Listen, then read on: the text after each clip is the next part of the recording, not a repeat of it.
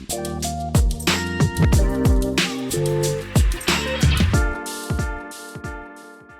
everybody, my name is Eli. I'm here in Ethereum Denver with Clara. She's one of the founding officers of the Filecoin Foundation. Clara, how you doing? Good, how are you? I'm doing well, thank you so much.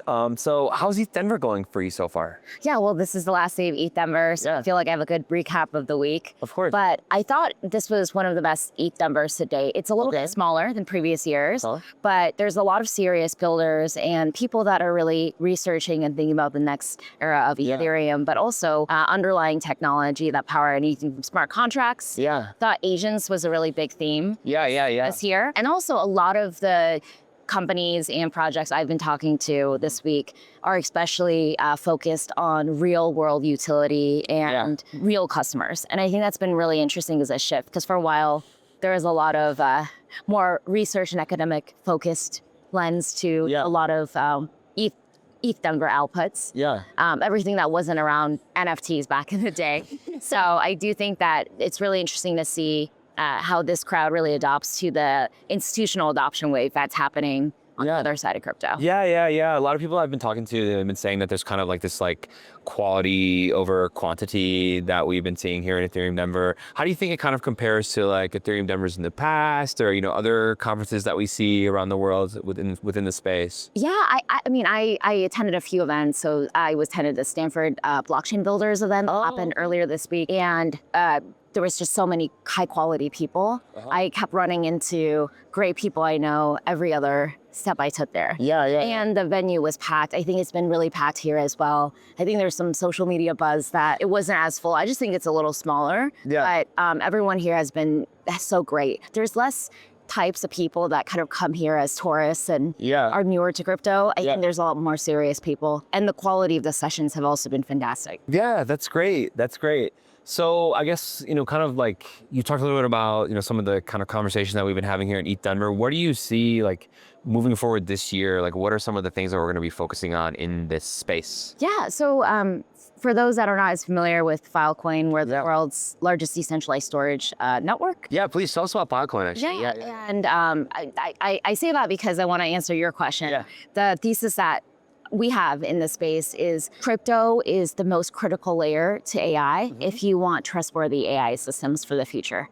And there's a really real reality that I think the entire world is facing, where you're going to see a lot of centralization. It's already happening with AI.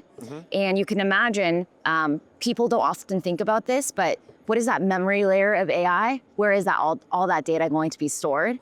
And this past year, we're already starting to see a lot of major AI companies roll advertisements.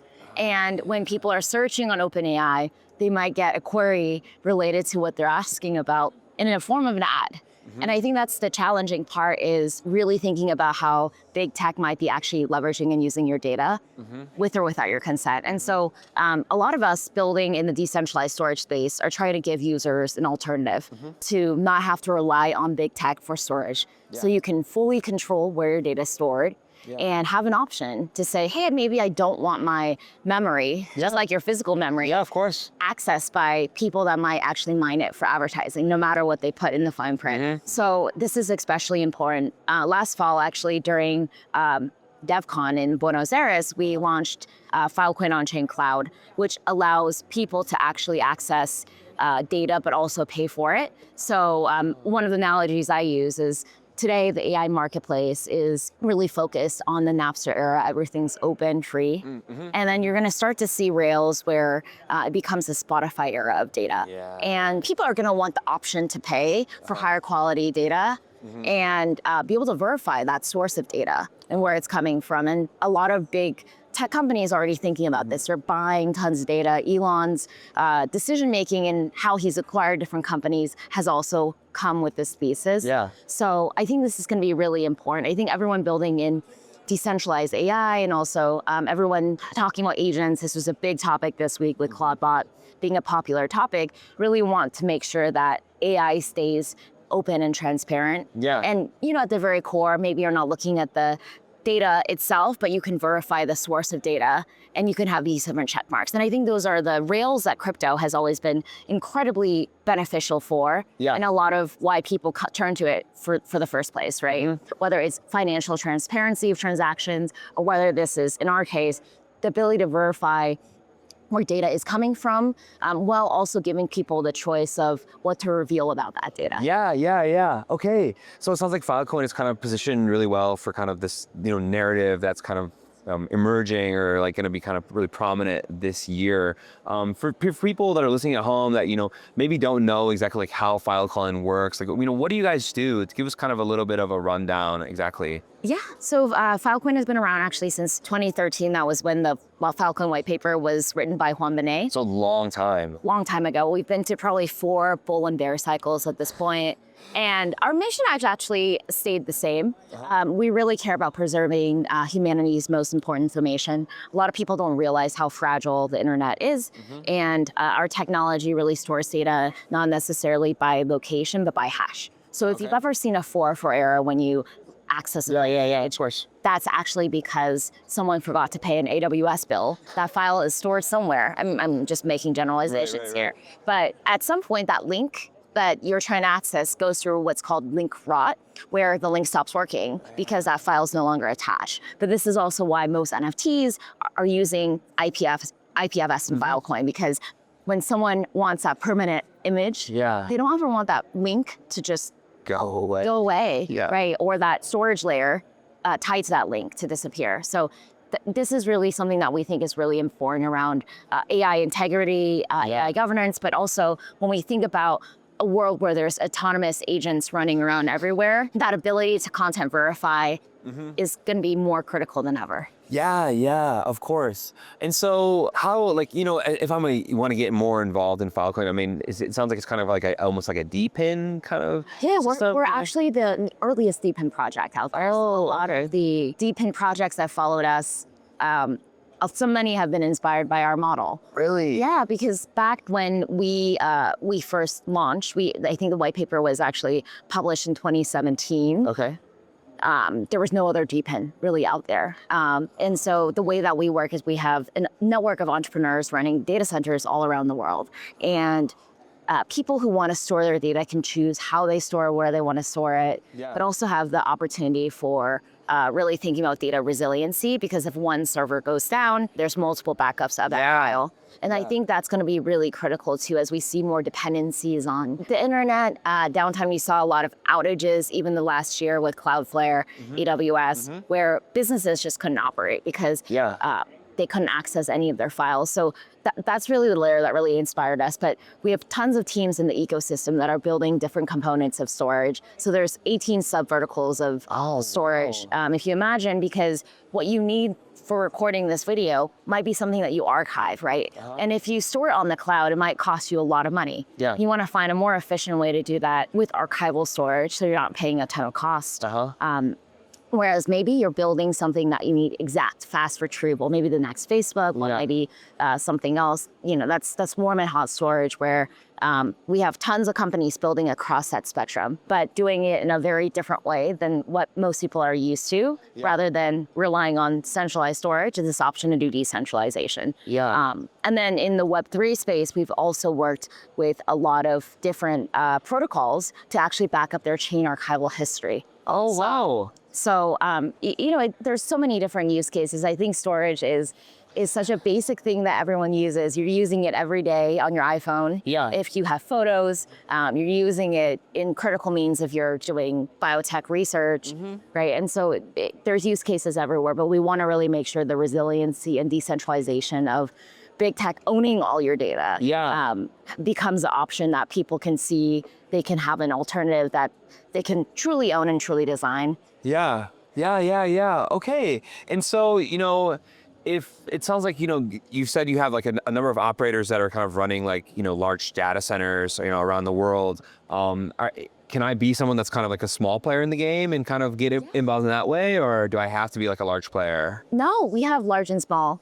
The analogy that we kind of use is we're kind of like an Airbnb model. If you imagine an Airbnb host that hosts people, we have hosts all around the world that are hosting storage. Yeah. And you have the mom and pop type that are running a smaller operation. You also have enterprise grade facilities where people really have the right hardware to look at enterprise data. So those are the spectrum of different players in the ecosystem. Yeah. But we also have hundreds of startups that are building different solutions, building on top of. So think about us as kind of the app store layer for our protocol. We have companies building on top. So companies like Sriracha, if you want fast retrieval, or somewhere to just put your cat pics. You know, there's a ton of different options out there, and you have also Akave, which focuses on really enterprise grade S3 compatible storage. Yeah. If you want a little bit more serious rails to how you store. Okay. So. Okay. But right now, you kind of think AI is going to be kind of one of the verticals that is going to be really kind of like the main narrative we see this year, you think, or? Well, I think it's a natural flow because most of data is going to be AI data at some point, right? Some people estimate new data created by the end of 2026, 80% is going to be AI generated data. Wow. Right. And it's hard to believe, but you can even see in the first few months of this year how much people are using AI for different means. It used to be if we surveyed a crowd, right, maybe 10% of people used AI. I think right now we're probably seeing 30, 40%. Okay. I'm just guessing, but I'm saying, everyone is using it in some way. We're a little skeptical. My mom even talked about how useful it is. My mom uses AI. So it's, I'm sure the numbers are actually higher than that, but you're just in a... Sorry to admit it, maybe. Yeah. But it's so easy to use. And I think that's the beauty is, it's not like AI is a new thing, just like it's just a word that people use to understand the differences in technology. But most of data is going to be AI dependent in some way in the next few years. And this is just a natural evolution of our roadmap, which is our goal is to store tons of amazing data and make sure that people can content verify the source of data, make sure that they can track whether that data has been altered over time. I think that's going to be really critical for AI provenance and really thinking about, for example, if there's an accident happening in a self-driving car, people want to be able to verify, hey, what data set was this pulling from? Oh, yes, exactly. Where did the issue? Like culpability. Yeah, and then when you think about like a world not too far away where robots are everywhere. We're already seeing that automation happening. We're working with a ton of different companies that are thinking about the robotic space. An example is BitRobot. They're collecting a lot of sensor data for robots. Yeah. You don't necessarily want that personal data to necessarily live with big tech, especially when they maybe have a robot in your kitchen or... And imagine the surveillance state of one entity or a few small entities owning all of that data. And the last piece is really this idea of data portability. Today, a lot of people don't realize it's really hard to migrate your data from A to B. You can look at your iPhone, for example. If you use an iPhone, you're trying to move all your iCloud files or even your Gmail files somewhere else. It takes hours to do that. A lot of companies have huge egress fees, so that's the cost of migrating your data from one location to another. So those are just really prime examples of the challenges today when you become trapped in that walled garden of where data lives. So, I mean, obviously you guys at Filecoin, like you have this advantage where, with centralized systems, like they're kind of limited to within themselves and you guys are open to, the whole world essentially kind of. One question I had about, there's so much data coming into the Filecoin system. I mean, with AI kind of being so prominent, are you guys using a lot of this data to, train AI models? Like, how are you deciding like which data to use? Is it something that, your users opt into? Who is deciding like which AI companies are getting to use that data? Things like that, Yeah, I mean, I can give you a couple of examples. Sure. But last fall we announced partnerships with a number of different protocols in the Web3 space. But we're really thinking about a world where the next consumers of AI are not going to be humans.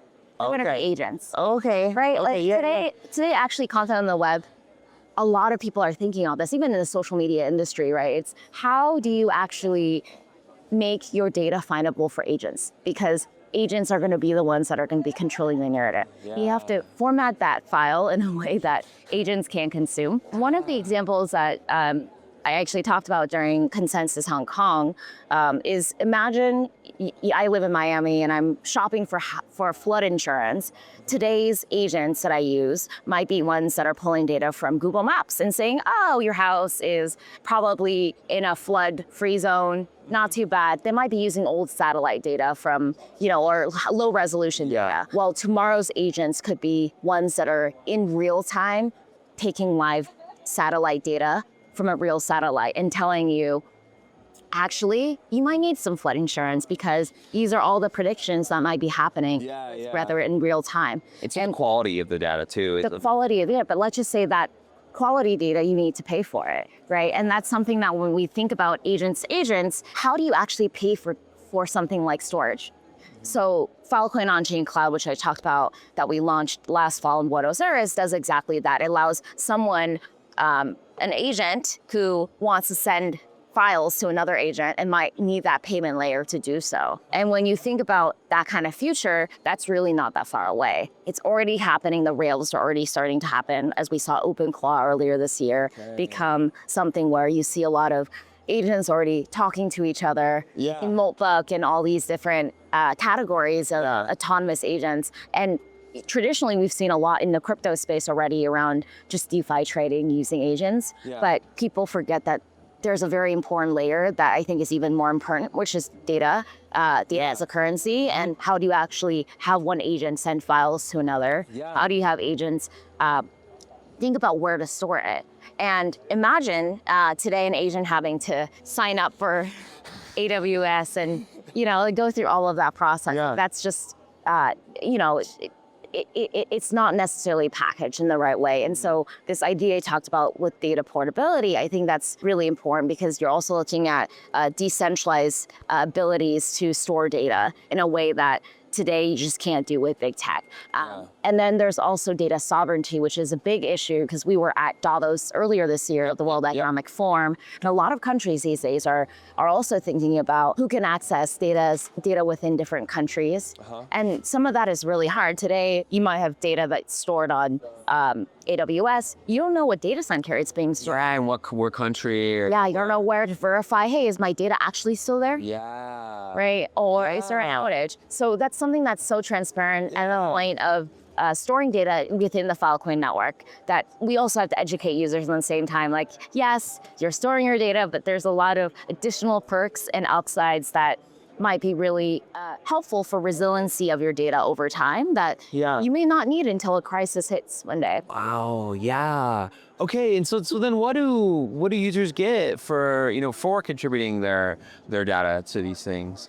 So if you think about it, we're very much a marketplace. So we have a lot of customers that want to store their data. You might choose AWS in the Web2 space normally. And they're like, oh wait, I want a solution that might be more resilient and also give me more ownership of my data. For example, let's just talk about content creators. Content creators, they create a lot of data. They upload it to a platform. And mine's in my Google Drive. And then they also end up having to pay for access to the data that they have given. $20 a month. And so they become almost enslaved to and I don't even know where it's at. Yeah, exactly. So that's just a simple way to think about it. And so a lot of people just really want that personalization and aspect of choice. Just like there might be a time where you wake up and you're like, I wish we still had CD-ROMs around, because back in the day when you had CDs, everything, you didn't have to pay unlimited subscriptions to everything because you fully own that floppy disk or you fully own that CD, right? And now you're like, okay, now if I stop my Spotify subscription, I'm no longer going to access my music that I spent so long curating. So for us, like, not to say that's not a model that people can't build with decentralized storage, but it gives users a choice on how they exactly want their data to be stored and fully be able to own that storage layer. It's incredible. Like just kind of what you were talking about. Like I was thinking about my own data as a content creator and where it lives within Google Drive and like how I have to pay somebody money for them to keep it. I don't even know where it's at. And this is why a lot of people still buy hard disks, right? Because they're like, okay, well, I don't want that model. I don't want to suddenly have to go and plead to get my data back Yeah. that I've given. Yeah. And you know, I mean, I could be like actually using my data for myself, making it work for me. Yeah.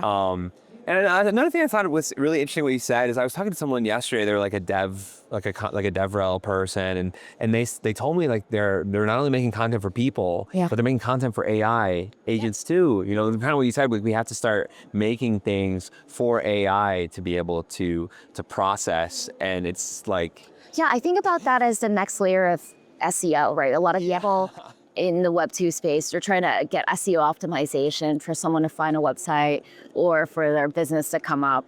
And you have to think about what are those markers that agents respond the best to. So a lot of developers are really looking at it from the API layer of what agents can plug into.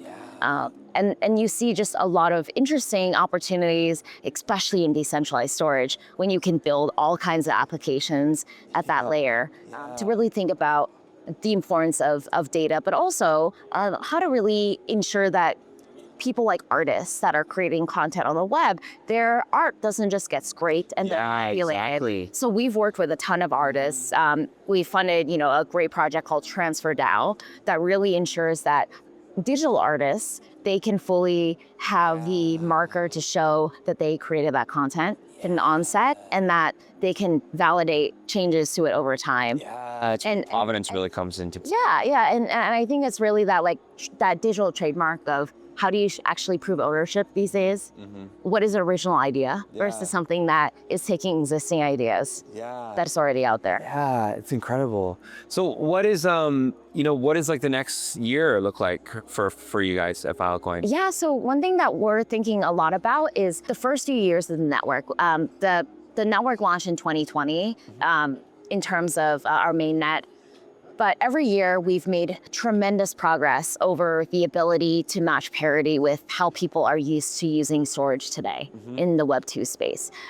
So in the first few years, we really focus on large archival data sets because these are really important to archive. We can do it at a much lower cost than what most people are used to.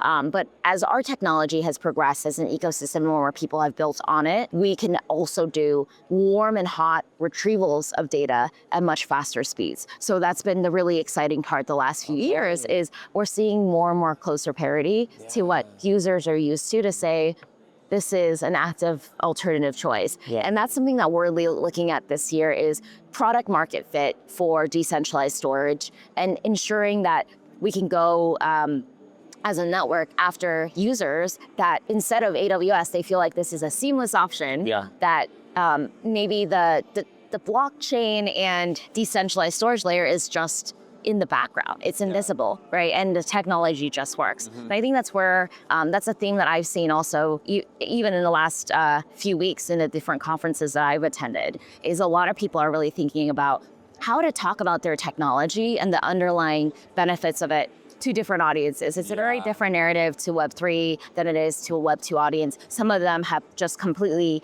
taken away all the crypto jargon so that people really are just using something under the hood. And that's the beauty too with a lot of AI tools is you're able to accelerate that user experience that sometimes is tougher because there's all these different functions happening in the back to make something that's decentralized in network work and most crypto transactions. Well, it sounds like you guys are really positioned well, for this kind of AI narrative and, this kind of institutional like entry point for a lot of these companies and this idea of I think abstraction, this like a lot of people don't want to have to think about oh, I'm using crypto or I'm using the blockchain. They just want, their application to work and they want it to, serve the function that it's supposed to serve. Or it sounds like you guys are in a really good spot, kind of with the year kind of starting. Yeah, and I also think the whole industry of DePIN projects that have really exploded the last few years is really exciting because it gives people also a new narrative of what blockchain technology can really do. It goes beyond just looking at Bitcoin.